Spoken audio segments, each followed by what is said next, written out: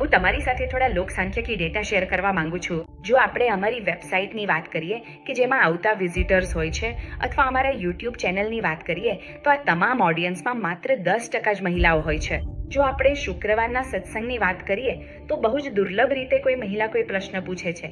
અને જો આપણે ગોલ પ્લાન્સની વાત કરીએ જ્યાં ગૌરવ અને પરિમલ પરિવાર સાથે બેઠા હોય અને તેમનો નાણાકીય પ્લાન બનાવી રહ્યા હોય છે, આ મીટિંગ્સમાં માત્ર 25% વખત જ પત્નીઓ હાજર હોય છે અને તેમાં પણ માત્ર 10% જ પ્રશ્નો પૂછે છે.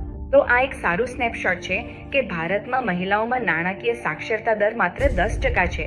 તો આવું કેમ છે? આ કારણોને છોડીને આપણે આ તથ્યને સ્વીકારીએ અને હવે એ પર ચર્ચા કરીએ કે આપણે શું કરી શકીએ. કારણ કે આપણે જાણીએ છીએ કે જ્યારે એક સ્ત્રી નાણાકીય રીતે સાક્ષર બને છે ત્યારે આખું ઘર નાણાકીય રીતે સક્ષમ બને છે.